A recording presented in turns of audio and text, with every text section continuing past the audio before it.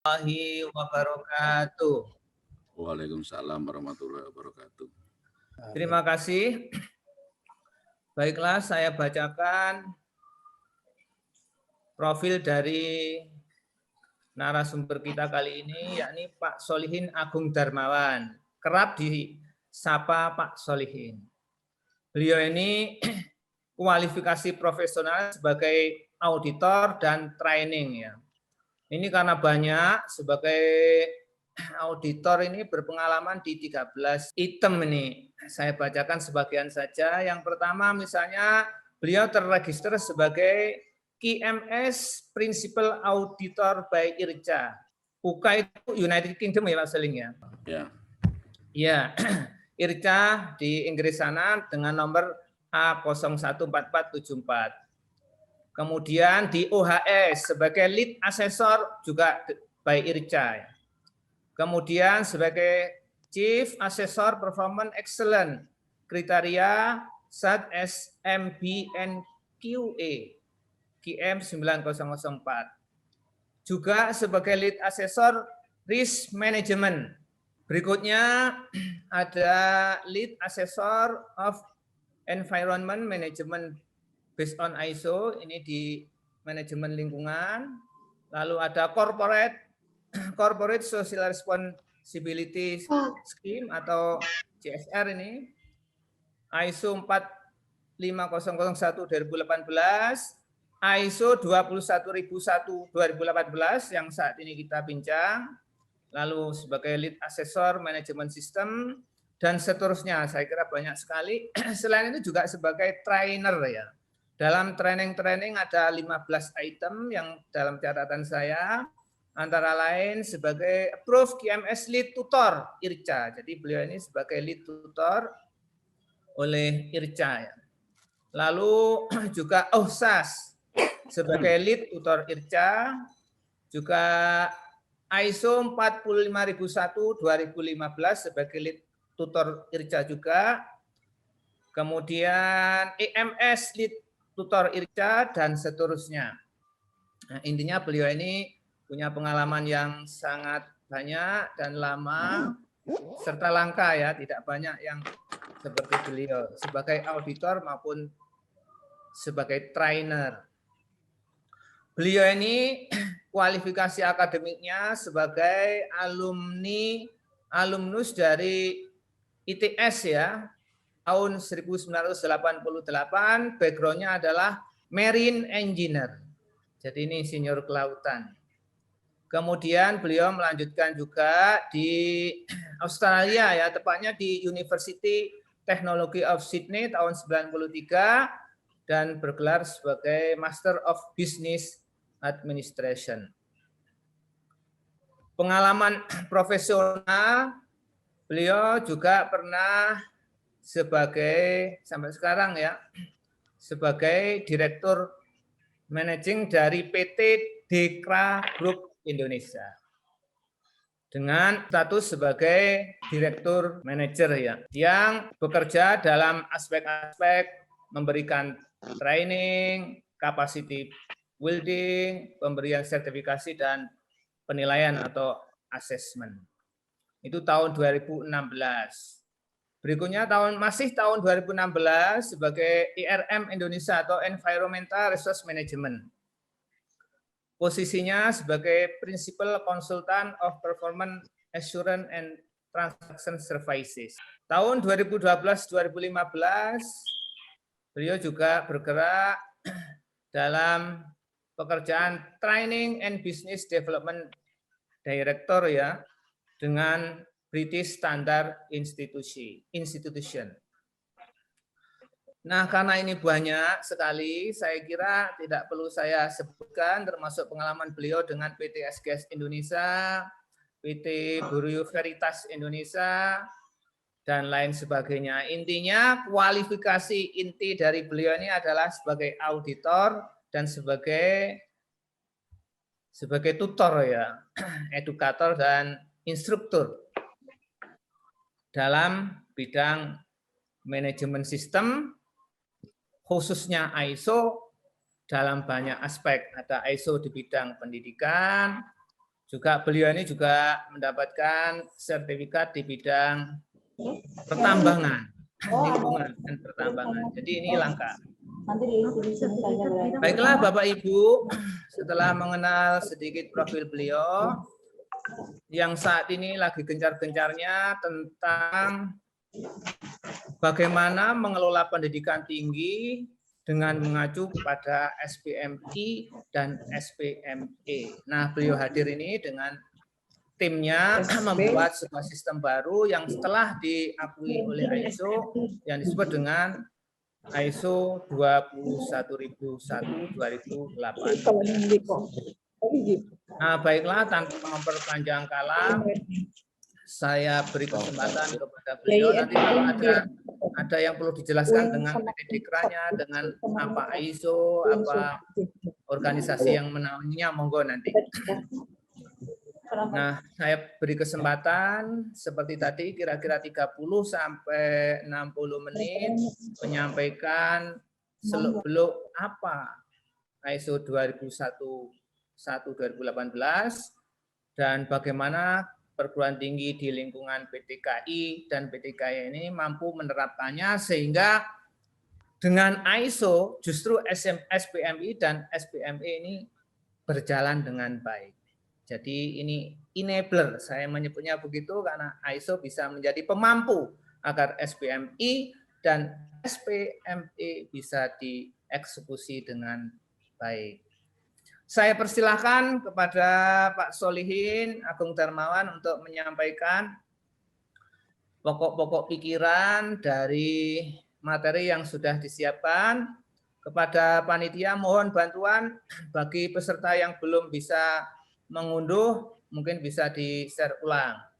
Karena ada dua materinya, satu tentang materi ISO itu sendiri, yang kedua tentang standarnya. Silakan, dua file itu sudah di-share oleh beliau Pak Solihin, bisa diunduh. Monggo Pak Solihin, terima kasih ya. Sebelumnya. Baik, terima kasih. Assalamualaikum warahmatullahi wabarakatuh. Waalaikumsalam warahmatullahi wabarakatuh. Ya, selamat pagi, salam sehat semuanya ya. Kepada teman-teman ya, mungkin ada beberapa ini yang wajah-wajah yang saya tahu nih. Ya, sampai Pak Yunis, Pak Elmi, ada Pak Rosihan ya, Cak Rosi ya. Ada beberapa teman-teman lagi juga ya. Kayak Pak Farhan juga kayaknya kemudian dari Antasari tuh pernah ketemu juga kita. Baik, mungkin karena waktunya juga 30 menit, sebenarnya saya mau bicara 2 jam bisa, 20 menit bisa, 3 hari juga bisa ya. Ini lagi gencar ini mengenai ISO 21001 ini. Bahkan yang saya kaget, jadi kita kan juga memberikan sertifikasi ISO 21001 dengan bonusnya 9001. Jadi biasanya kami ini 9001 jadikan bonus akhirnya. Nah, nanti saya jelasin kenapa jadi bonus. Kemarin saya mendapatkan kabar dari dua perguruan tinggi yang dia dapat 21 dan dapat 9001. Dia ngebel dan dia mau mengembalikan yang 9001. Udah Pak Solihin, saya nggak perlu 9001, saya cuma perlu 21.000 saja gitu. Loh, ini bonus enggak saya bonus-bonusan Pak Solihin, pokoknya 21 aja lah gitu. Kembali lah, makanya kita akan bandingkan nanti. Bapak Ibu akan sudah terbiasa mendengar ISO 9001. Mungkin Bapak Ibu belum terbiasa mendengar apa itu ISO 21001. Nah, dan saat ini akan saya jelaskan perbandingan keduanya. Bahkan apa hubungannya dengan SPMI atau dengan SPME dan 9 kriteria dari BAN PT segala. Mungkin kita bisa sharing di situ. Mohon izin untuk share materi ya. Di mana materinya ini sudah saya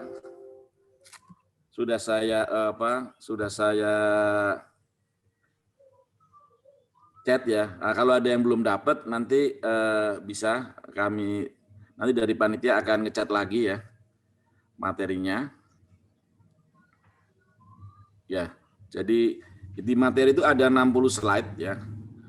Tapi mungkin tidak berarti harus dihabiskan 60 slide ya. Kita banyak diskusinya. Nanti berikutnya bisa dibaca dari materi.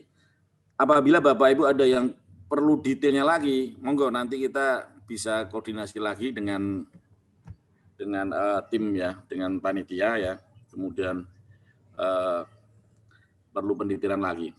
Baik, tadi sudah saya dijelaskan tadi mengenai CV saya. Sebenarnya CV saya ini karena saya lama aja ya, jadi banyak itu bukan karena jago, tapi karena saya sudah lama berkecimpung di ISO sejak tahun 1994 ya, di mana dulu saya ditunjuk menjadi jamunya sebuah perusahaan, jadi ada perusahaan asing, saya ditunjuk menjadi MR waktu itu, menjadi MR. Pas ditunjuk, saya itu nggak ngerti apa itu ISO. Padahal sebelumnya saya sebagai production manager misalnya itu.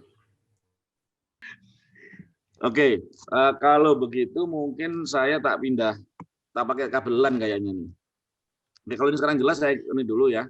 Nanti kalau sekarang lancar, Tat. Lancar ya, oke. Baru. Nah, kita masuk ke dalam prinsip-prinsip daripada EOMS dulu.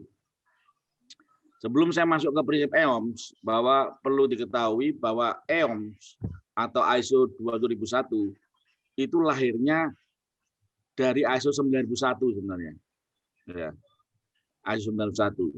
Jadi ISO 9001 itu adalah sistem manajemen mutu. Kalau dikenal dengan kata QMS, Quality Management System.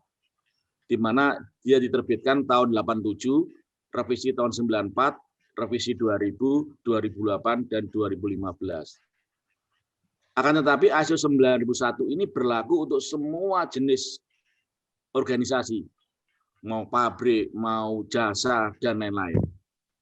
Tapi memang awal cikal bakalnya ISO 9001 itu adalah dari militer standar, Jadi pabrik-pabrik yang membuat peralatan militer. Sehingga mengapa pada waktu ISO 9001 yang 87 itu berbau pabrik itu. Sehingga perusahaan jasa pada waktu menerapkan itu harus menerjemahkan lagi persyaratan itu ke dalam pengoperasian mereka sendiri. Tahun 87. Ya, sampai tahun 2015 ISO berusaha bahwa standarnya itu generik, berusaha generik. Nah, perguruan tinggi itu pada waktu menerapkan ISO 9001 juga mengalami hal yang sama. Perguruan tinggi harus menerjemahkan persyaratan ISO 9001 ke dalam persyaratan pendidikan. Nah, dengan itu maka ISO dulu membuat suatu tim ya, dengan membuat panduan hadisnya istilahnya, membuat panduan dari ISO 91 dengan membuat IWA 2, International Workshop Agreement 2. Jadi para pakar pendidikan di ISO ini kumpul, kemudian dia membuat penerjemahan daripada ISO 9001. Mereka terbitkan namanya IWA 2. Akan tetapi pada tahun 2018 ISO merasa tidak berupa workshop lagi, jadikan sebuah requirement, jadikan sebuah standar ISO.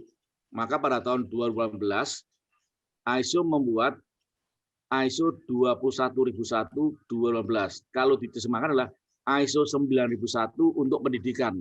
Itu diberi nama ISO 21001 2018. Sehingga Bapak Ibu yang sudah nerapin 9001, jangan khawatir, ini bukan berarti sistem yang baru, tidak. Ini adalah sebuah sistem ISO 9001, tapi untuk organisasi pendidikan. Berarti kalau Bapak Ibu mau menerapin ISO 9001, sekarang ini, singkirin dulu 9001. Baca aja 21001. Dengan membaca 21001, pasti Bapak Ibu sudah 9001. Tapi kalau membaca 9001, belum tentu 21001. Itu kira-kira anunya. Kenapa? Karena di sini saya loncat ini. Nah, di sini nih perbedaannya. Kalau ISO 9001 itu mengenal 7 prinsip. Kalau ISO 22001 dia menetapkan menjadi 11 prinsip. Yang pertama adalah kalau di 9001 ngomongnya customer focus, tapi kalau 221 adalah dengan bahasa pendidikan, diganti dengan fokus pada pembelajar atau mahasiswa dan penerima manfaat lainnya. 1 sampai 7 itu hampir sama dengan ISO 91. Tapi yang prinsip 8 sampai 11 itu tidak terlalu dinyatakan di dalam ISO 91. Tapi kita harus meraba-raba dulu di 91. Tapi di 21.001 itu sudah ngomong, ditambahi mengenai tanggung jawab sosial nomor 8. Kenapa? Karena jangan sampai organisasi ini, pendidikan ini hanya ngomongin bisnis saja, profit saja, tapi tidak ada tanggung jawab sosial. Ya kan? Klausul 9, prinsip 9, accessibility dan pemerataan. 10, perilaku etis dalam pendidikan. Jadi fakta integritas, ya, plagiatisme, ya, dan lain-lain. 11 ini apa? Keamanan dan perlindungan data, information security, ya, di situ manajemen sistem. Nah, ini dimasukkan di dalam ISO 21001. Ini kira-kira gambarannya. Oke. Untuk yang belum pernah, yang baru pertama di ISO mungkin akan bertanya-tanya, ya kan? Apa sih ini? Ya kan? ISO 9001 atau 21 ini? ISO 9001 atau ISO 21001 itu adalah manajemen proses. Bagaimana organisasi mengelola sistem, ya kan? Sistem dengan tujuan tertentu. Nah, apa tujuannya dulu? Berarti kalau begitu, apakah kita membuat SOP dulu atau menentukan tujuannya dulu? Dalam ISO yang versi terbaru itu mengatakan tetapkan dulu tujuannya dulu, baru buat SOP. Ya. Jadi banyak perguruan tinggi yang sudah salah kaprah waktu nerapin ISO, sibuk membuat SOP tapi nggak jelas visi dan misinya. Sehingga dengan ISO malah tidak mendukung visi misi, malah SOP-nya banyak, akhirnya itu menjadi musibah. Ya kan? Pada waktu perubahan ISO ini dari edisi 87 tahun 87 menjadi edisi 2015, ya, ini ada perubahan tujuan sebenarnya. Maksudnya ada perubahan ini atau filosofinya berubah ini. Jadi yang edisi 87 dan 94 filosofi yang digunakan, ya kan, evolusi mutu yang digunakan itu adalah bicaranya ini nih. Bicaranya konsep quality control, konsep quality assurance. Sehingga dulu dibentuklah sebuah di industri itu ada departemen, sebelumnya namanya departemen itu quality control. QC namanya. Ya kan? Bukan quality assurance atau jaminan mutu. Kayak sekarang apa? Lembaga penjamin mutu. Sebelumnya dikenal dengan istilah apa? Quality control. Nah, sekarang bertanya, apa bedanya quality control sama quality assurance? Tahun 50-an itu orang atau industri untuk membuat customer puas, maka langkah yang diberikan, langkah yang diberikan apa bagi industri? Dia melakukan inspeksi. Kalau bahasa gampangnya sortir.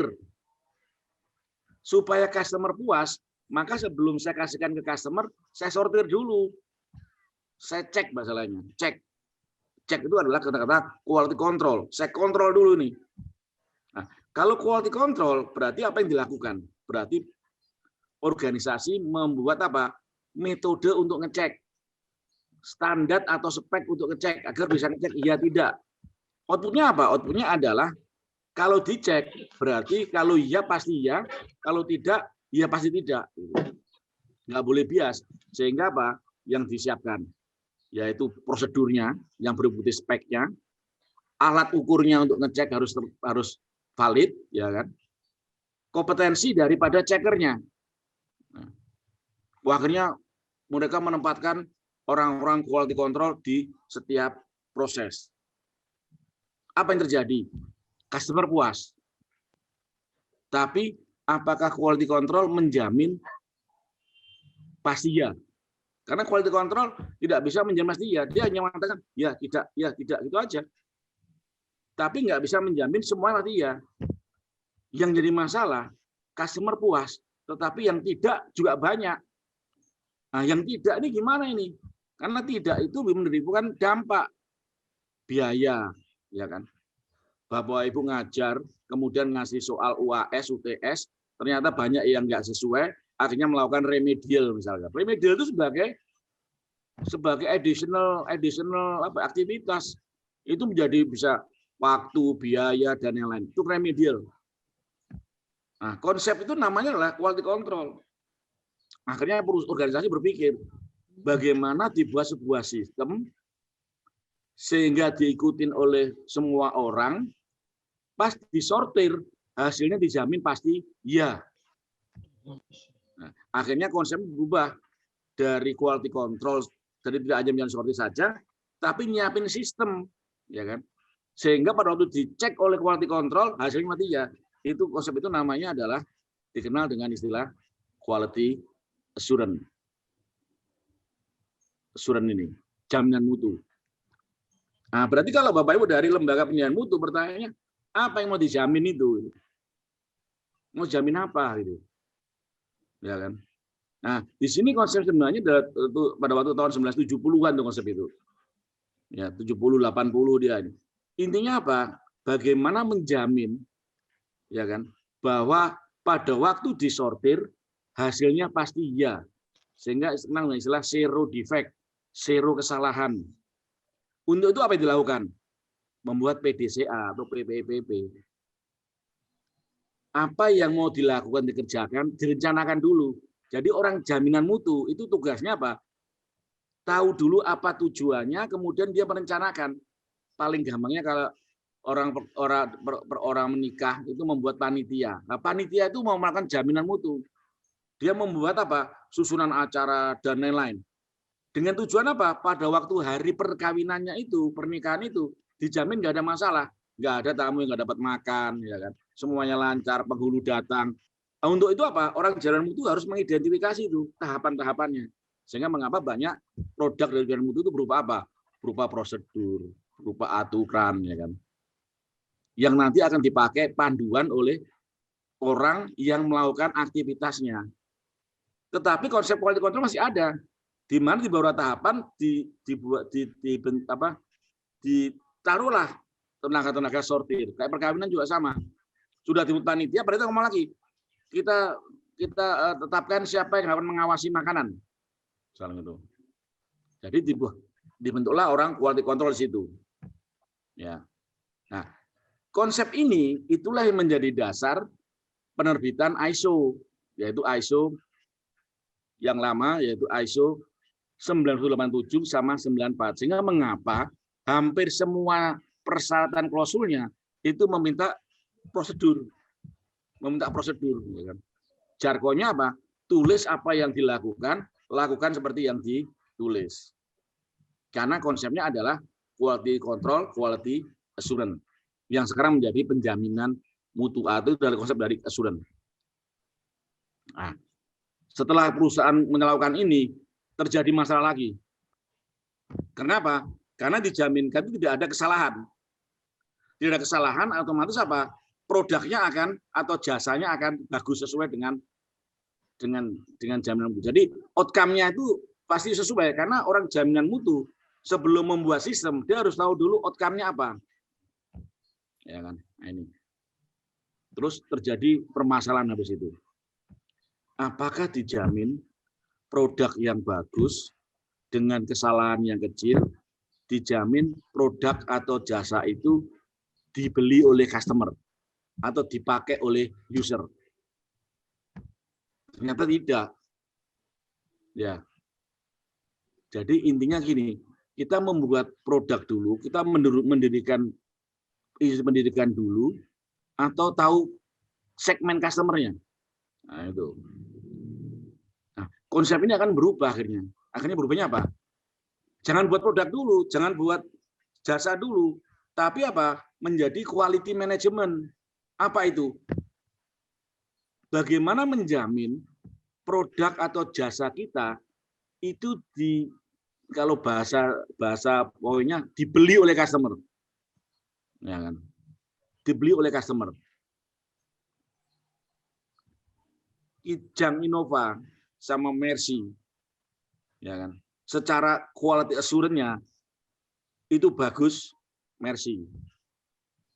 Tetapi di Indonesia orang lebih banyak beli Kijang Innova daripada Mercy, ya kan?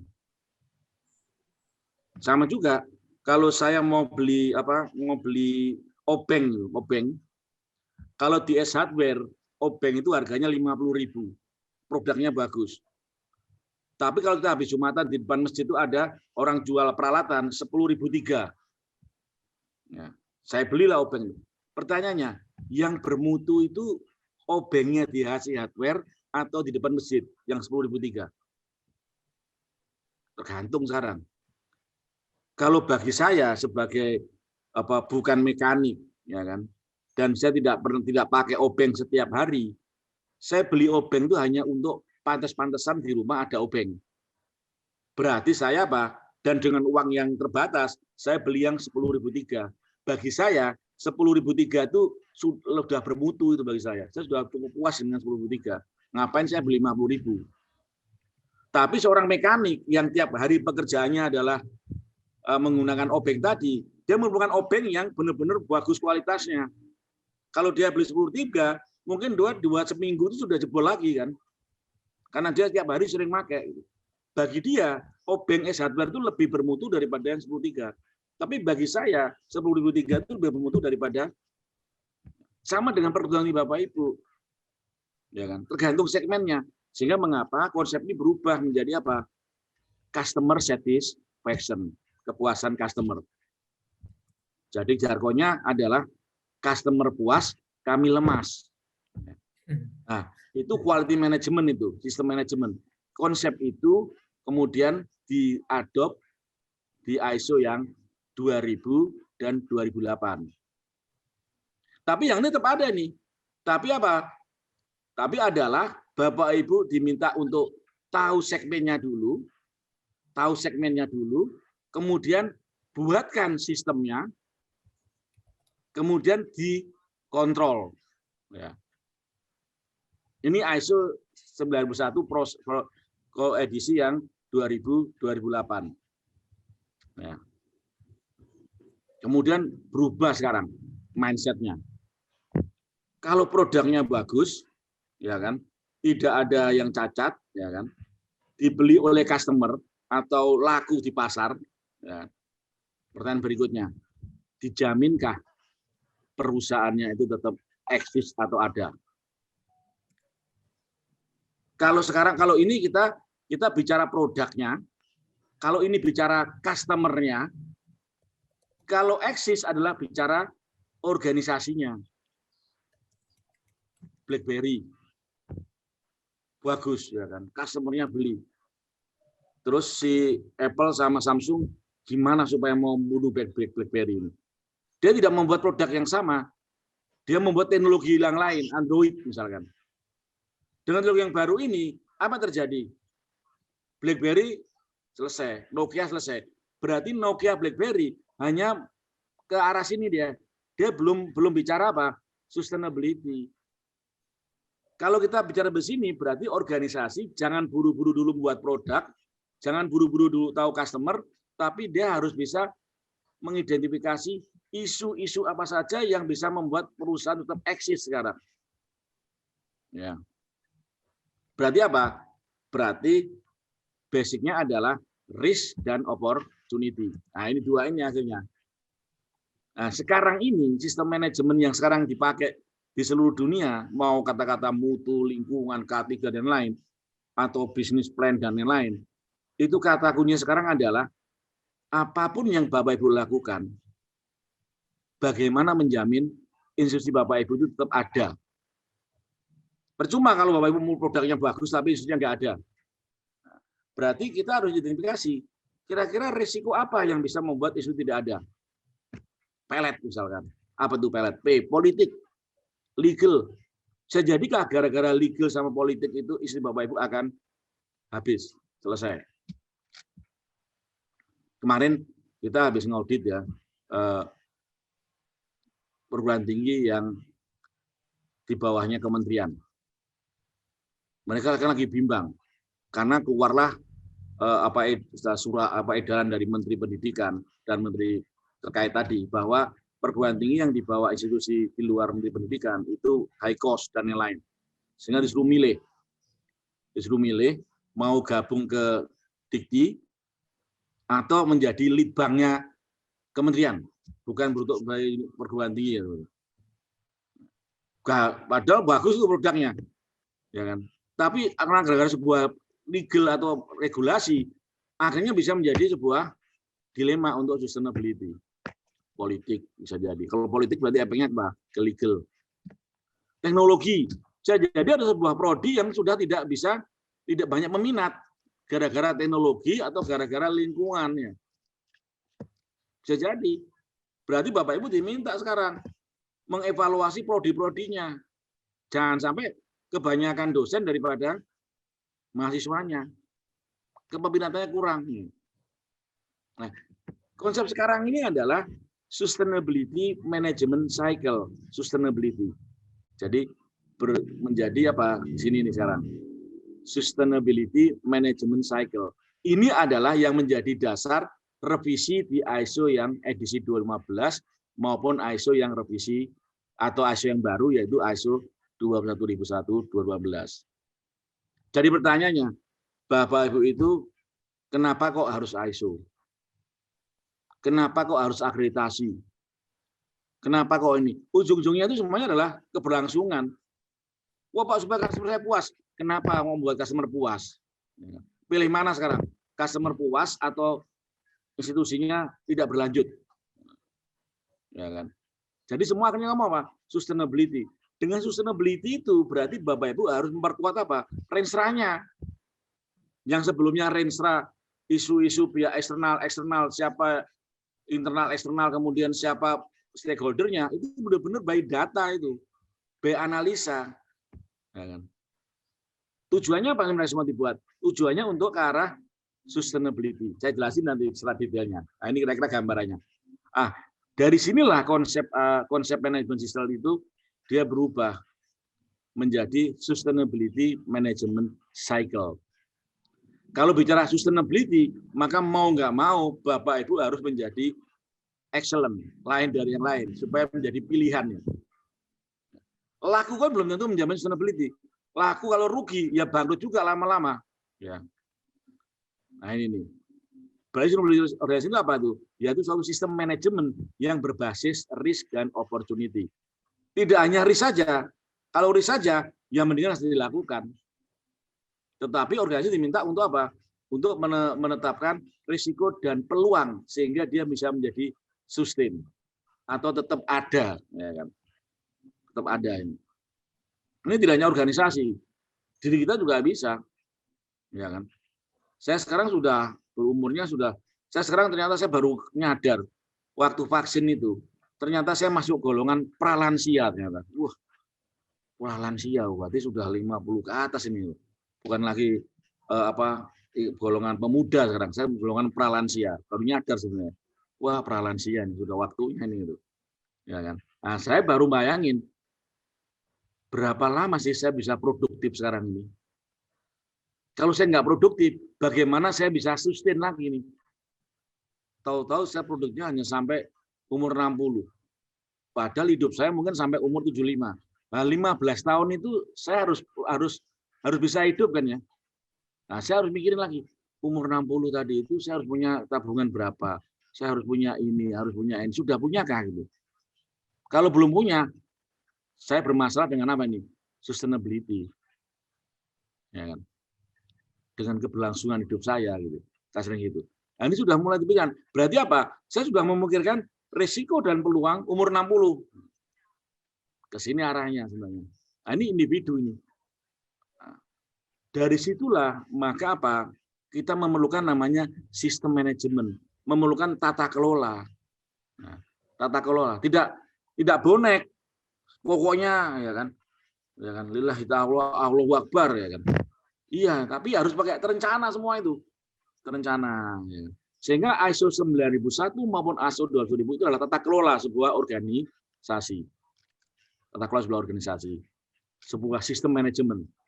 Yaitu sebuah integrasi dari seluruh. Barisan membuat visi pun juga pengaruh.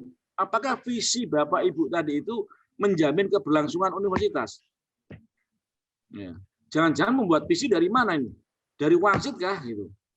Atau dari sebuah analisa antara isu sama SWOT, kan bisa. Dari itu baru dibangun sebuah tata kelola sistem manajemen. yaitu interaksi dari semua, dari struktur, mulai dari Rensa, RIF, ya kan, dari SOP, dari indikator kinerja, sampai kita evaluasi melalui laporan evaluasi diri, dan semua menjadi suatu kegiatan yang terintegrasi. Nah, balik sekarang ini, berarti visi ini kritikal. Iya. Pada waktu ISO 9001 maupun 20001, yang ditanyain adalah bagaimana organisasi menetapkan visinya dulu. Kalau visinya nggak menjamin sustainability, auditornya pulang masalahnya. Selesai sudah. Berarti yang di sini akan tidak menuju kepada pencapaian visi. Setelah visinya clear, baru melayani bagaimana program, ya kan, dari sekarang sampai kapan visinya ini. Misalkan tahun 2035 akan menjadi perguruan tinggi yang berstandar internasional. Ditanyain lagi, sekarang sampai 2035 itu apa langkah-langkahnya? Ya kan. Kemudian bagaimana kesananya? Baru ngelinding ini. Kalau di akreditasi bilang PPEPP, kalau di ISO ngomongnya Plan Do Check Action. Setelah visi ini bagaimana menjamin visi ini bisa jalan? Berarti apa? Bagaimana menjamin roda ini putar? Ya kan? Sehingga muncul apa? Culture, budaya, risk-based thinking, dan lain-lain. Sistem itu adalah ganjelnya sini. Supaya apa? Supaya implementasinya nggak mundur nih. Jadi rangkaian dari struktur dan lain-lain itu diganjel ini nih. Nah, yang menjadi pertanyaan, yang bagus itu adalah rodanya muter, ganjelnya ngikutin, atau ganjelnya yang ngungkit roda untuk muter. Nah, berarti yang bagus apa? Harusnya rodanya nih muter cepat. Ganjelnya, sistemnya itu harus ngikutin tak gitu. Bukan ngungkit. Kalau ngungkit ini lama nih pergerakannya. Akhirnya yang ngungkit ini misalkan penjaminan mutu yang ngungkit, ini menjadi musibah akhirnya. Karena tugasnya yang ngungkit aja. Harusnya apa? Bagaimana budaya ini jalan. Jamunya dengan sistem dia ganjel, tak kecapai ke sini. Ya. Ini konsepnya. Sehingga namanya sekarang adalah bagaimana menjamin risk based thinking. Berarti sistem bukan tanggung jawabnya penjaminan mutu, bukan. Jaminan mutu itu adalah dirijen kalau di orkestra. Bukan dia yang main tuh organ sendiri, yang lain itu organ tunggal namanya. Jadi banyak perguruan tinggi yang jamu sana jadi organ tunggal, bukan jadi dirijen. Ya. Oke. Nah, ini balik konsep tadi itu. Sehingga mengapa ISO ini berubah akhirnya. Di ISO yang 2012. Ini konsepnya adalah sustainability. Oke. Nah, akhirnya setelah ini konsep jadan ya. Pada tahun 2016 orang mulai ngelari, sebelumnya orang perguruan tinggi banyak masuk ke ISO 9001. Bingung terus ah. Kenapa? Karena kata-kata persyaratannya itu multitafsir bagi perguruan tinggi, multitafsir dia. Sehingga belum tentu kalau perguruan tinggi 91 satu dengan yang lain bisa sama, tergantung daripada tafsirnya. Tergantung daripada auditornya juga gitu. Nah, dari situ ISO sebagai lembaga internasional yang didirikan tahun 1947 di Geneva, Swiss. Anggotanya ada 175 negara. Jadi ISO ini anggotanya 175 negara. Ya kan? Maka dia membuat tim technical committee untuk membuat standar, ya kan, standar pendidikan, ya kan, diberi judulnya adalah ISO 2001, sehingga namanya EOMS, ya kan, Educational Organization Management System, EOM. Kalau 91 namanya QMS, Quality Management System. Nah, saya bisa tunjukkan standarnya ya. Ntar saya tunjukin standarnya. Ini nih. Ini standarnya Bapak Ibu. Sorry. Oke. Ini standarnya. Ini adalah 9001 ya. Saya bukain lagi yang ISO 21000. Oke, bentar. Ini saya narik-narik file dulu Bapak Ibu, kita taruhin file dulu. Oke. Oke. Share screen. Nah, ini udah kelihatan. Ini dua standar ini. Ini ISO 9001, ini ISO 21018. Dari judulnya, kalau 9001 adalah sistem manajemen mutu, kalau 21000 adalah sistem manajemen organisasi pendidikan. Ya. Untuk klausulnya, ini kan klausulnya ISO 9001, ini adalah klausulnya ISO 21001. Sama, kita lihat nomornya adalah 4 kontak ya kan, kepemimpinan sama. Yang membedain apa? Ini adalah persyaratannya bahasanya umum karena bisa dipakai oleh seluruh jenis perusahaan. Sama 91 di sini nih konteks ini dia lebih fokus kepada pendidikan. Nah, harapan pihak keuntungan pendidikan nanti saya jelasin detailnya. Ya, saya jelasin detailnya. Ada 10 klausul sama dengan ISO 9001. Hanya di 9001 tidak ada lampiran yang menjelaskan mengenai detail daripada masing-masing persyaratan ini. Di sini ngomong gini. Ada bicara mengenai bagaimana sih pendidikan untuk anak usia dini, PAUD. Nah, ini jelasin ini. Bagaimana sih prinsip-prinsip daripada SMOP sendiri. Ada di dalam, di sini nggak ada ini. Siapa sih pihak yang berkepentingan? Kalau Bapak buat resakan ada stakeholder. Nah, di 21 jelasin siapa stakeholder itu. Ya. Bagaimana MONEP itu atau LED? Apa aja itemnya? Di sini ngomong di lampiran E. Bagaimana proses pengukuran dalam perangkat organisasi pendidikan. Nah, di sini 21, di 91 tidak ada dia. Sehingga kalau tadi saya bilang, kalau Bapak mau menerapkan sistem manajemen tata kelola, jangan baca 9001 sudah. Ya kan? Keluarin 9001, bacalah 21. Kenapa? Kalau sudah 21 pasti 9001. Kalau 91 belum tentu 21. Termasuk apa? Di dalam 21 ini lebih mudah lagi untuk melingkan dengan 9 kriteria bahan PT.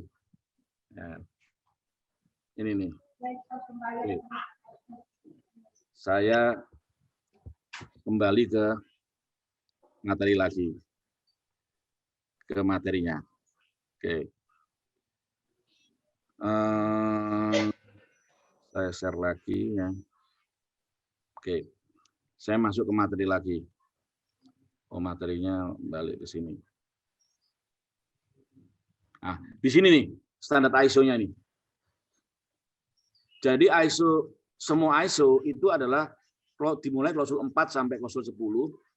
Kalau dia 21.000 tinggal beberapa klausul yang menjadi tambahannya. Kalau 91 beberapa klausul yang menjadi tambahannya. Tapi semua standar ISO itu sama. Kerangkanya sama ini, 4 sampai 10 ini. Mau ISO berapapun sama ini. Tadi kan saya ada ISO 14.001 lingkungan, ada ISO 45.001 untuk K3. Itu sama ya 4 sampai 10. Cuma di dalamnya itu akan beda fokusnya. Ya, 4 sampai 10. Nah, gimana jabarnya 4 sampai 10 ini? 4 sampai 10 tadi itu kalau dilihat standarnya kan banyak itu. Ada 50 60-an kriteria. Tapi 4 sampai 10 ini kalau dirames itu dia kalau 9001 ada 7 prinsip. Jadi 7 tadi ini digedein lagi menjadi 4 sampai 10. Kalau di 21 ada 11 digedein lagi menjadi 4 sampai 10. Oke. Detailnya nanti Bapak sudah dalam materi ya. Karena kita banyak diskusi nanti, saya akan jelaskan. Ya. Yang pertama, dia mintanya apa? Konteks organisasi. Klausul yang pertama itu bilangnya konteks organisasi. Kenapa bilang konteks organisasi? Karena tujuannya adalah sustainability. Berarti organisasi yang mau ISO, yang pertama itu apa? Dia harus paham apa itu organisasi tadi. Bahasa lainnya adalah ini nih. Organisasi harus tahu isunya apa. Nah, kadang-kadang di dalam renstra kita langsung bilangnya SWOT gitu. Kita ngomongin strength kita apa, weakness kita apa, opportunity kita apa, ancaman kita apa. Dalam ISO tidak bilang SWOT dulu, ntar jangan bilang SWOT dulu. Dia bilangnya apa? Isu dulu. Agar institusi Bapak Ibu bisa eksis, kira-kira isu di luar itu apa sih? Isu di dalam itu apa sih? Baru ketahuan isunya, baru kita lihat, kita bisa nggak mengatasi isu tadi. Berarti apa? Baru kita melakukan pemetaan diri kita sendiri dengan SWOT. Oh, kita punya strength. Strength yang kita punya ini, bisakah mengatasi isu ini? Kelemahan kita ini, bisa mengatasi isu ini? Kalau nggak bisa, berarti ada sebuah gap. Nah, baru gap-gap itu adalah berupa action-nya. Kalau bahasa ISO apa? Dari gap tadi itu akan muncul peluang, opportunity, yaitu antara strength sama opportunity itu menjadi sebuah value, harusnya menjadi peluang. Weakness sama ancaman ini menjadi sebuah risk. Sehingga ISO meminta, Bapak Ibu diminta untuk menentukan risiko dan peluang agar kita bisa menghadapi isu ini. Nah, dua hal ini kan bola liar ini. Ini juga bola liar masalahnya. Nah, tujuan ISO itu apa? Bagaimana dua bola liar ini Bapak Ibu bisa pegang, kemudian Bapak Ibu analisa. Analisa menjadi apa? Menjadi sebuah patuan referensi untuk membuat visi, misi, target, dan sasaran.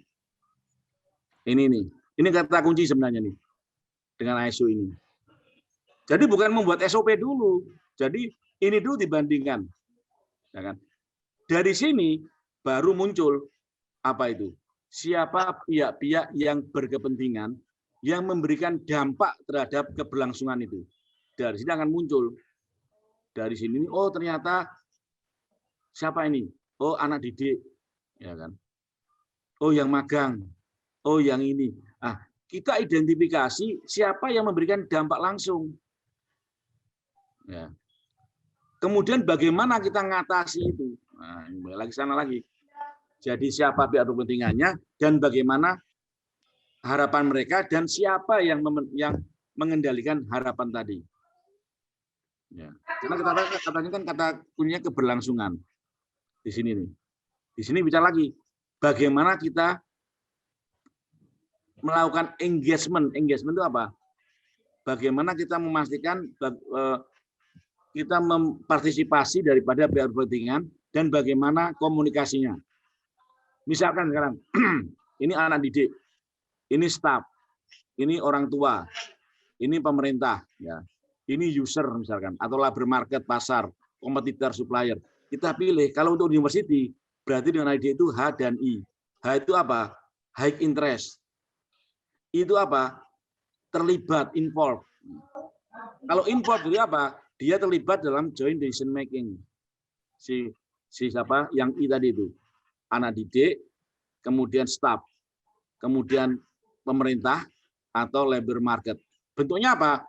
Bisa dengan tertiary study, mengukur kepuasan customer, dan lain-lain. Inilah yang menjadi prinsip pertama daripada ISO. Fokus pada pihak-pihak yang berkepentingan. Tetapi di 21 dan ISO mengatakan harus jelas siapa pihak berkepentingan ini. Ya kan? Ini bedanya orang tua pacar sama mertua. Orang tua pacar bagi saya dulu adalah pihak yang memberikan dampak langsung untuk mengatakan saya boleh nggak nikahi anaknya. Sehingga dulu itu benar-benar saya treat orang tua pacar itu supaya suka sama saya. Ya. Dia sebagai pihak yang berkepentingan. Direct dia. Setelah menjadi istri saya, orang tuanya itu tidak boleh terlalu banyak mempengaruhi kebijakan rumah tangga saya. Berarti orang tuanya istri saya itu sekarang menjadi stakeholder, bukan menjadi interested party. Atau bahasa saya apa? Tidak boleh menjadi direct impact, tidak menjadi direct impact, tapi indirect impact. Berarti beda treatmentnya pada waktu masih jadi orang tua pacar sama menjadi orang tua istri, gitu. Kan beda ini. Ini ide saya saya memberikan supaya Bapak Ibu tahu antara bedanya interested party dengan stakeholder. Nah, konsep sustainability berarti Bapak Ibu memang harus identitas stakeholder, tapi di dalamnya stakeholder itu ada pihak yang memberikan dampak langsung. Nah, ini nomor 1 ini konsepnya. Ya, nomor 1 ini. Oke, ini ya. Nah, itu yang membedakan di sini nih.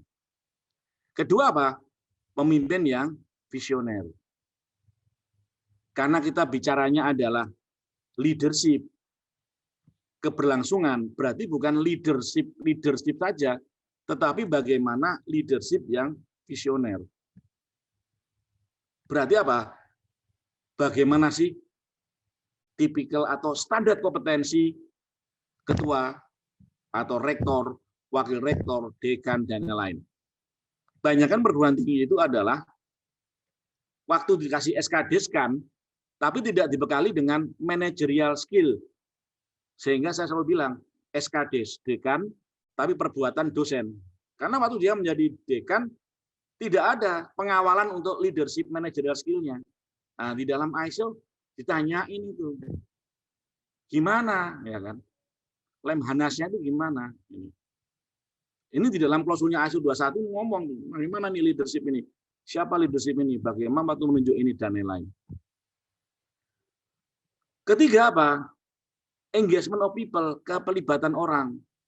Ini konsep yang berubah lagi. Sebelumnya ISO yang lama, orang berpikiran sebelumnya adalah personalia, data karyawan, berubah menjadi human resource development, bagaimana mengembangkan kompetensi karyawan. Sekarang tidak, naik lagi apa? Human capital management, sehingga yang diminta apa? Engagement. Ya kan?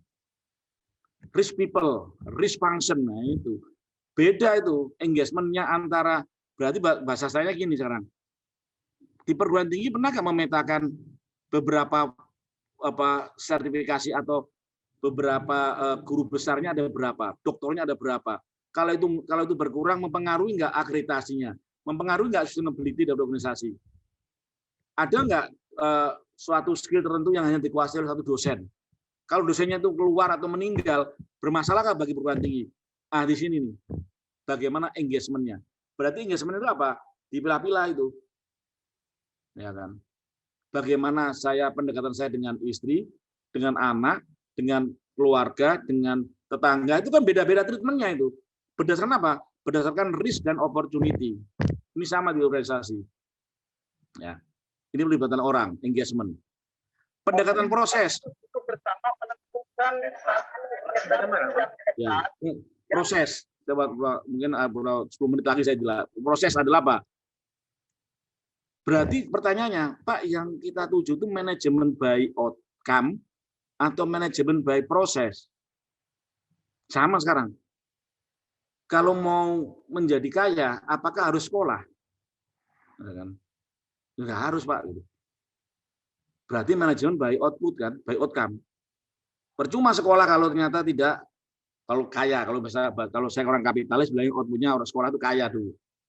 Ya, kalau orang kapitalis. Tapi saya akan bilang ke anak saya, ya kamu sekolah. Karena kalau nggak sekolah belum tentu kaya, tapi kalau sekolah ada garansi ya menjadi kaya. Walaupun nanti tidak jamin kaya, tapi ada sebuah janji-janji bahwa sebuah harapan bahwa bisa menjadi kaya. Sama juga, ya kan? Ada beberapa perguruan tinggi yang nggak sabar dengan sebuah proses. Jaminan mutu itu adalah proses yang dijaminkan. Tapi untuk membuat proses tadi, jaminan mutu harus tahu outcome yang menuju apa dan kapan, baru dia buat proses. Ya. Sering berantem itu antara orang jaminan mutu dengan manajemen, karena manajemen itu maunya adalah outputnya sudah. Dia tidak sabar dengan proses. Orang jaminan mutu mau ngatik prosesnya, tapi kelemahannya apa? Kadang-kadang orang jamu tidak mengidentifikasi, tidak terlibat di dalam menentukan output atau outcome, sehingga artinya apa? Output outcome-nya si X, prosesnya si Y, akhirnya nggak ketemu nih, ribut terus ini. Jadi saya pernah jumpai perguruan tinggi yang ribut antara bagian perencanaan dengan bagian penjaminan mutu. Perencanaan buatin output-nya, jangan itu prosesnya. Ini nggak gaduh ini, nggak klop. Sehingga akhirnya ribut terus ini. Ya. Nah, ini karena pendekatan prosesnya nggak dikelola dengan baik. Peningkatan berarti kita bicara improvement. Ya, improvement. Banyak sekali organisasi yang punya data tapi tidak ada analisa dan tindak lanjut. Banyak data, ya sudah. Hasil EDOM, ya sudah. Tapi nggak ada analisa, nggak diapa-apain.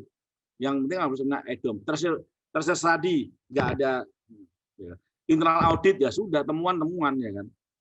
Sehingga nggak menuju pada peningkatan. Bahasa lainnya itu apa? Korektif dan preventif action. Korektif adalah menganalisa suatu masalah, apa penyebabnya, dan jangan sampai terjadi lagi. Kalau preventif itu apa? Melihat tren supaya jangan terjadi atau untuk improvement. Tentunya itu diperlukan apa? Diperlukan data. Untuk apa? Nomor 6, keputusan berdasarkan bukti. Berarti ISO 9001 maupun ISO 20000 meminta apa? Bapak Ibu harus mempunyai manajemen data yang bagus. Ya kan? Data manajemen bagus. Karena apa? Data ini digunakan untuk melakukan analisa atau melakukan sebuah keputusan. Ya. 7 itu apa? Manajemen relasi, yaitu customer supplier relationship. Nah, bagaimana kita mengelola, mengendalikan outsourcing, mengendalikan rekanan. Nah, di sini diminta. Kita sibuk memperbaiki dosen-dosen kita, tapi dosen luar nggak diapa-apain. Padahal dia juga berkontribusi terhadap pembelajaran mahasiswa kita. Nah, dalam mahasiswa tidak bisa. Siapapun statusnya dia, kalau dia sudah ikut di dalam mendeliver prosesnya institusi, berarti dia pun juga harus dikendalikan sebagaimana kita mengendalikan internal kita. 8, tanggung jawab sosial. Sehingga begini Bapak Ibu, untuk ISO 20001 ini bisa digunakan, dia bilang ini, digunakan untuk organisasi yang dia bilang ini, semua melalui apa? Pembelajaran dan penelitian, ya kan? Sehingga bahasanya apa? ISO 20001 tidak bisa hanya Pak saya BAK mau saya ISO 20001 kan, nggak bisa. Karena ISO 20001 adalah sebuah institusi pendidikan yang mempunyai tiga dasar, yaitu pendidikan, pembelajaran, penelitian, dan pengabdian, di mana masing-masing ini saling memberikan kontribusi. Dia bilang, karena tidak berlaku untuk organisasi hanya produksi atau membuat produk pendidikan saja. Seperti apa? Seperti lembaga kursus, seperti nggak bisa di dalam 2001.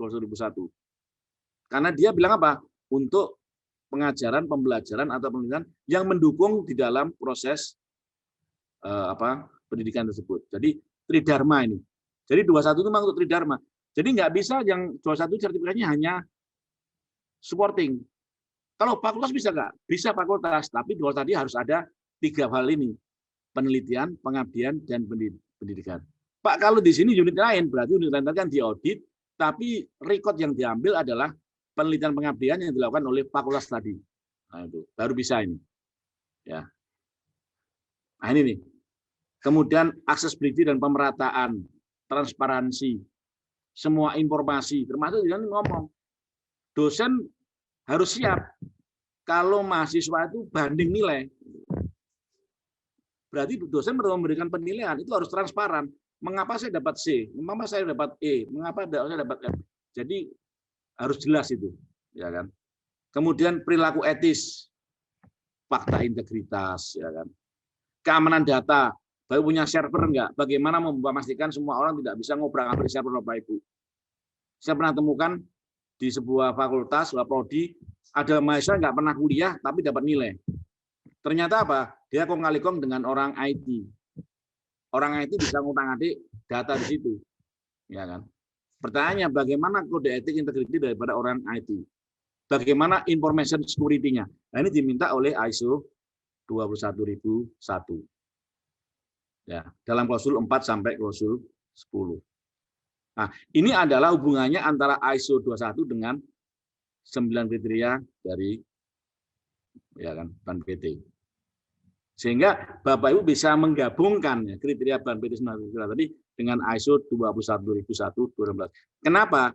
Karena standar ISO 21001 ini adalah waktu membuat mereka diskusi dengan lembaga akreditasi dan PT-nya Eropa, ya kan, untuk mensinkronasikan. Sehingga akhirnya ini klausulnya ISO, ini adalah kriteria-kriteria dari Ban PT. Ini klausul-klausul yang lain ya, mungkin ini summary-nya dari semua ini. Karena waktunya udah setengah jam ya, mungkin lebih bagus kita banyak diskusi.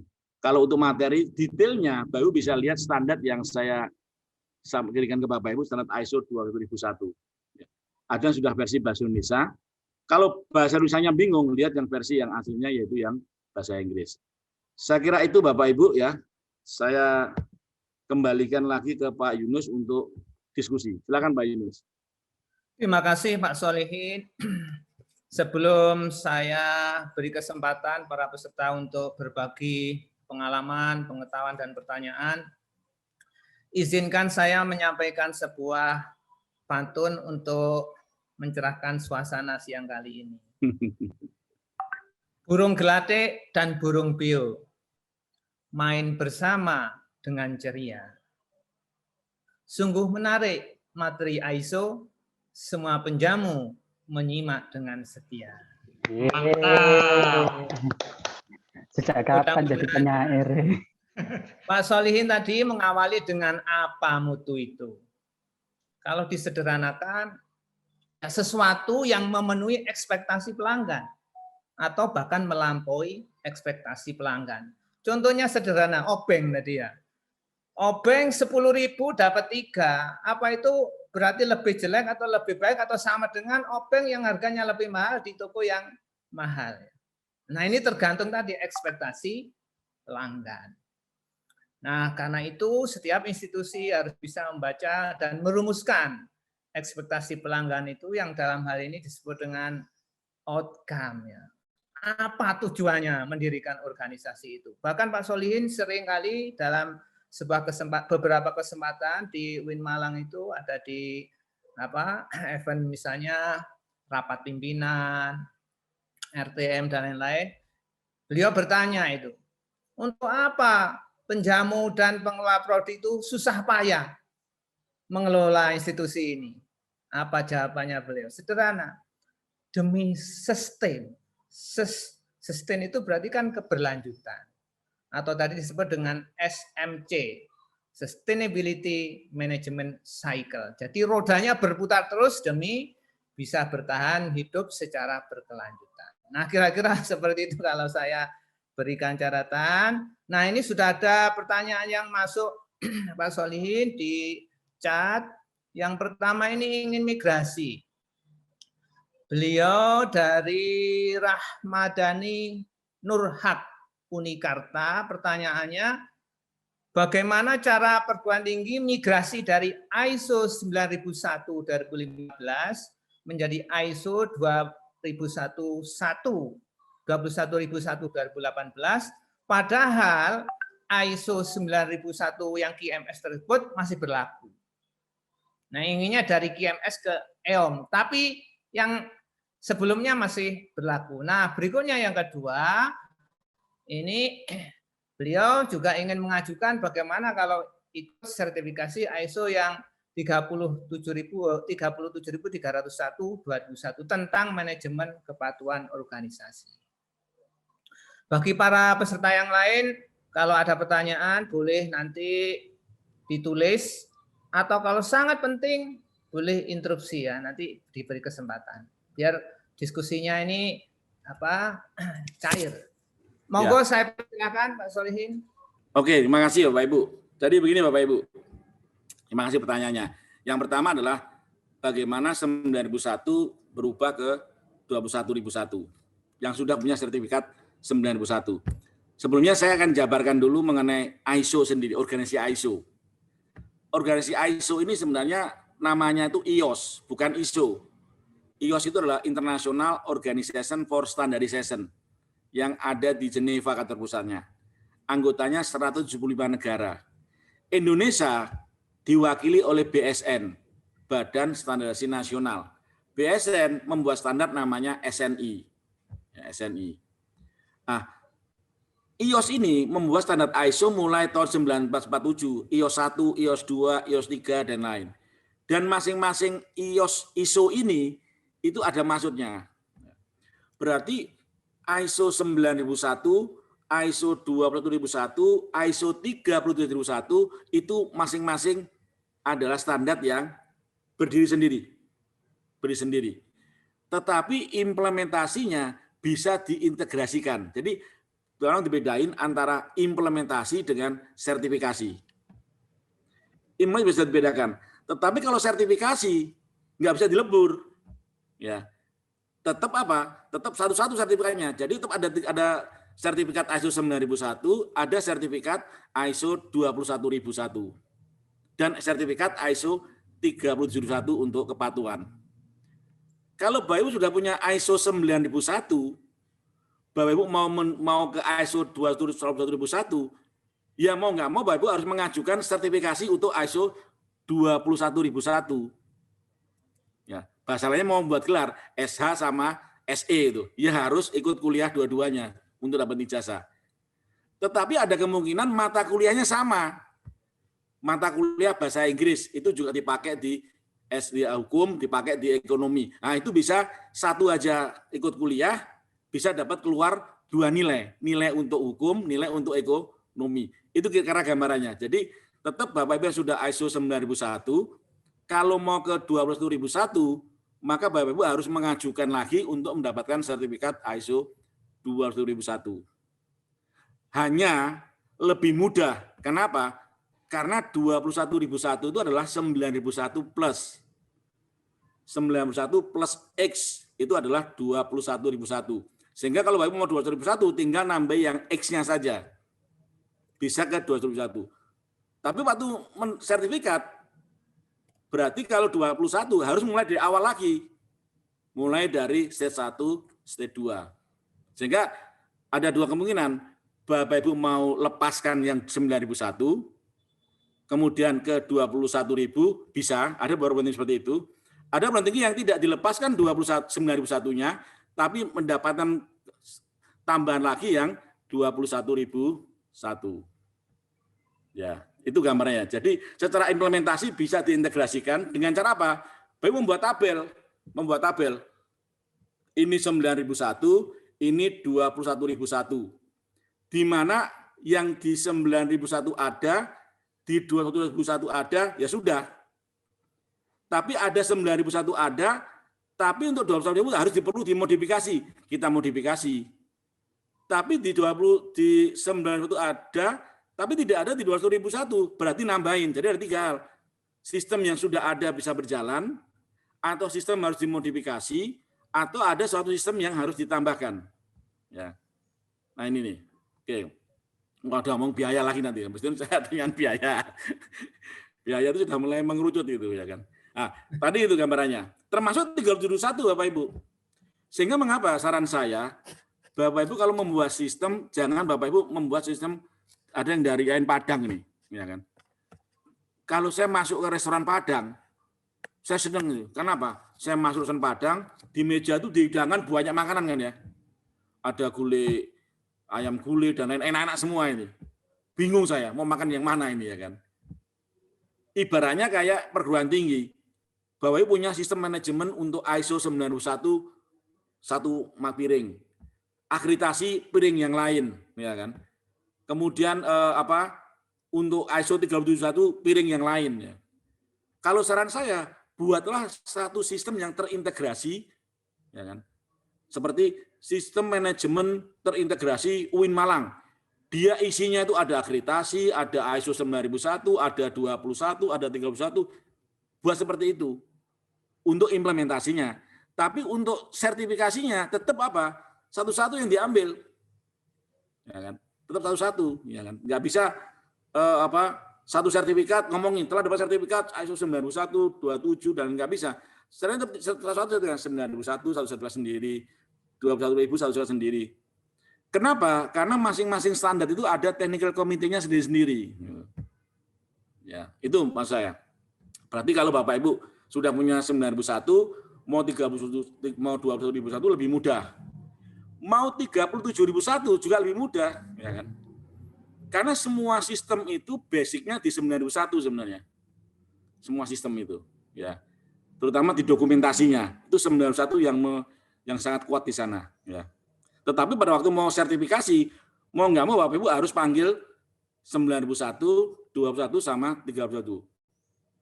Teorinya. Pertanyaan gini, Pak, bisakah lembaga sertifikasi eksternal SPME-nya itu datang mengaudit 3 standar sekaligus? Bisa. Tapi pertanyaannya, apakah lembaga tadi diakui nggak untuk bisa nerbitin 3 standar tadi? Karena lembaga sertifikasi itu bisa diakui hanya 9.001, hanya 21, atau hanya dua-duanya, atau tiga-tiganya. Ya. Kalau semuanya bisa, lebih bagus lagi. Nanti auditornya datang, dia bertanya ke Bapak Ibu itu integrasi. Tapi sertifikat yang dia berikan itu tetap 3 dia, tetap 3. Ya, itu pertanyaannya mungkin untuk menjawab pertanyaan itu ya. Tadi kemudian apakah seperti sudah sertifikat 21 bisa mengajukan, yang belum pun juga bisa mengajukan ISO 37001 karena tadi saya sebut tadi itu. Karena untuk sertifikasi tidak dikatakan integrasi. Tapi untuk implementasi bisa terintegrasikan. Yang belum pun juga bisa mengajukan 371 karena 371 itu adalah sistem manajemen kepatuhan di situ. Ya. Di mana kriterianya itu dia fokusnya kepada apa? Kepada good university government dia fokusnya. Kalau 9.001 fokusnya adalah kepada bagaimana pengelolaan sistem, ya kan? Yang lebih bisa terintegrasikan apa? Antara 9.001 sama 21.001 bisa terintegrasikan. Gitu. Jadi itu Bapak Ibu. Berapa biayanya? Nah, tergantung sekarang. Biaya tergantung daripada ruang lingkup. Yang Bapak mau ISO-kan ini apakah di 21.001 dengan ruang lingkup fakultas saja atau seluruh fakultas.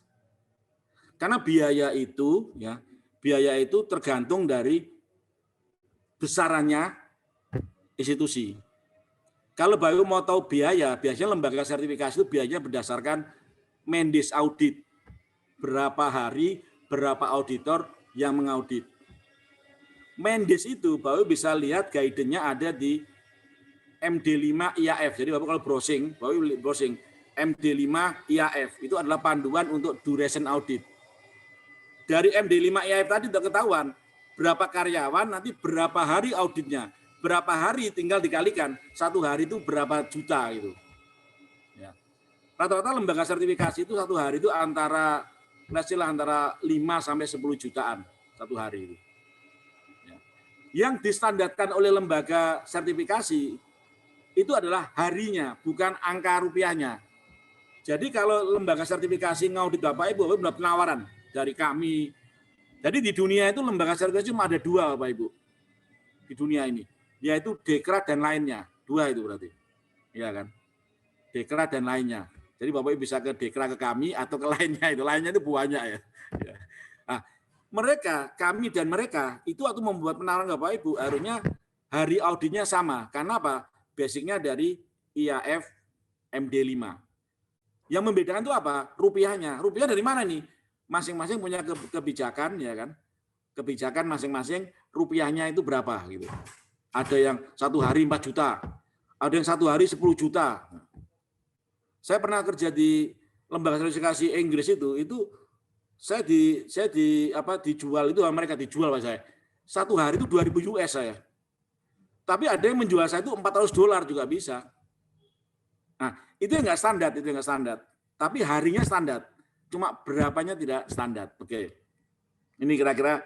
Jadi kalau mau tahu berapa biayanya, ini tergantung ya. Tergantung ruang lingkupnya ya, Bapak Ibu ya, ruang lingkupnya. Oke. Pertanyaan dari Langsa.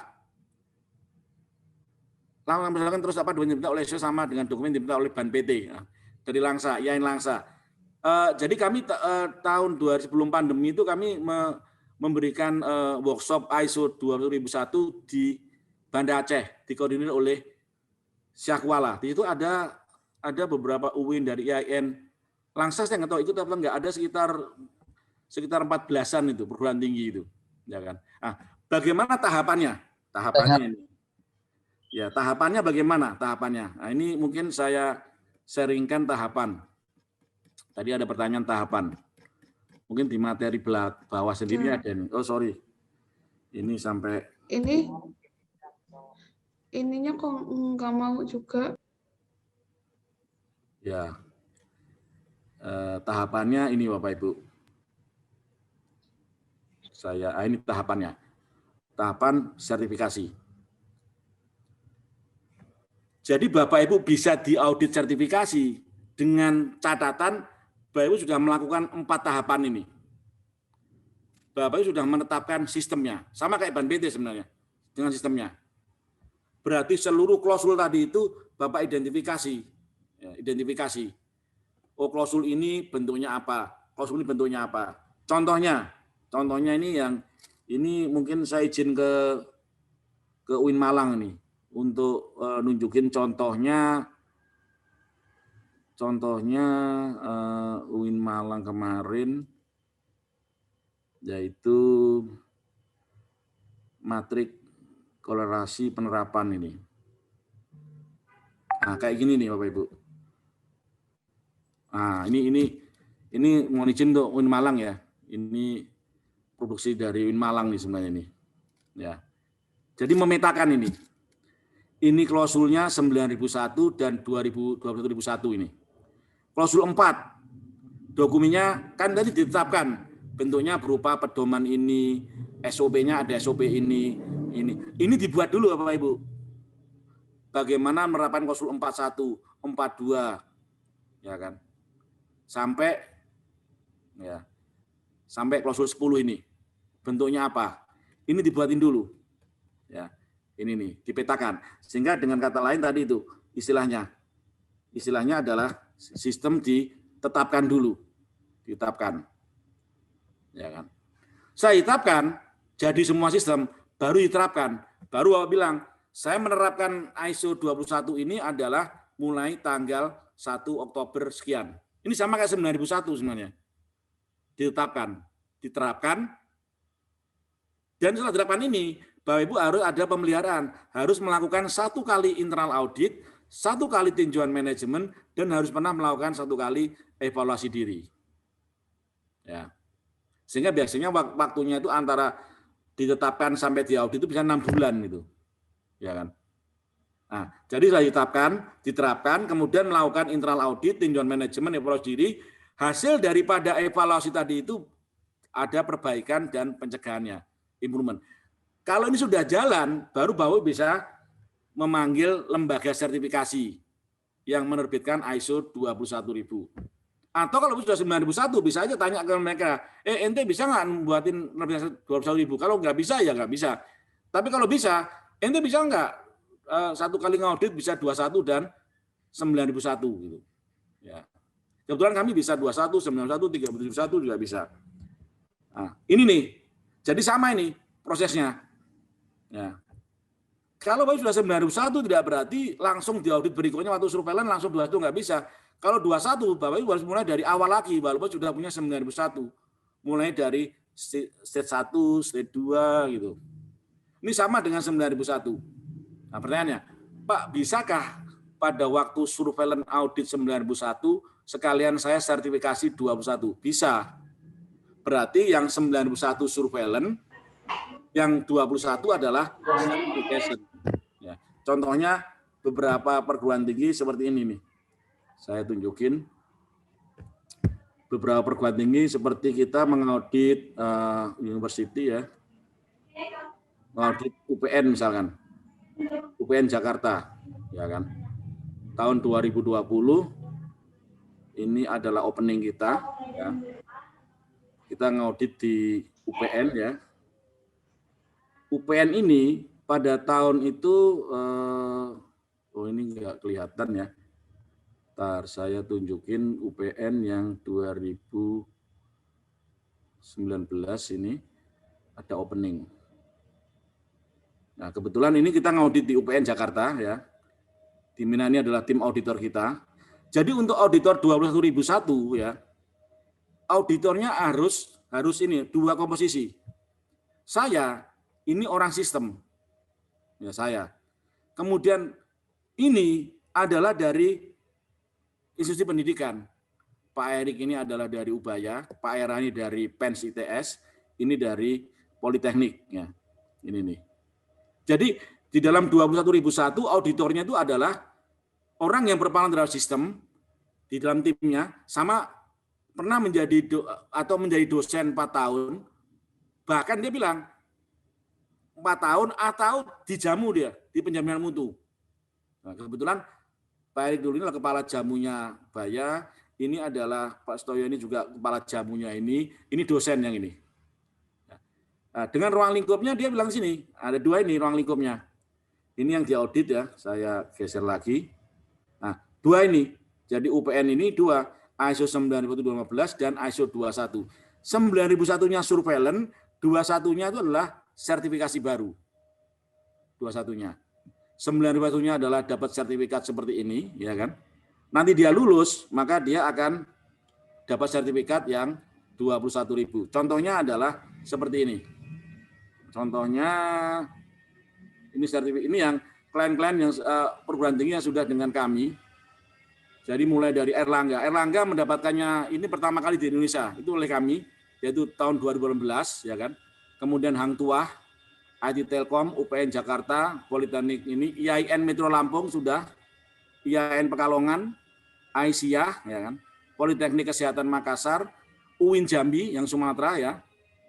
Kemudian ada STIMIK Primakara, IT Telkom, ada IAIN Madura, ya kan, dan lain-lain. Sekarang yang lagi dalam proses adalah UIN Sunan Ampel ya, UIN Banten yang lagi dalam proses ya, sama Pontianak. Ya kan. Sunan Ampel itu adalah per fakultas ya. Nah ini yang apa? Sertifikat seperti begini nanti kalau lihat di IAIN Pekalongan, IAIN Madura lah yang terakhir ini. IAIN Madura ya. Seperti ini dia sertifikatnya.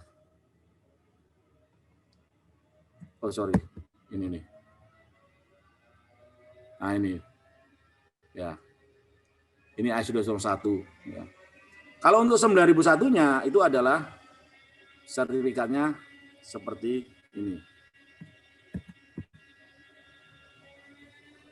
Ya. Demikian Pak, Bapak Ibu. Mudah-mudahan pertanyaan saya menjawab pertanyaan Bapak Ibu semuanya ya. Itu Pak Yunus. Baik, terima kasih Pak Solehin.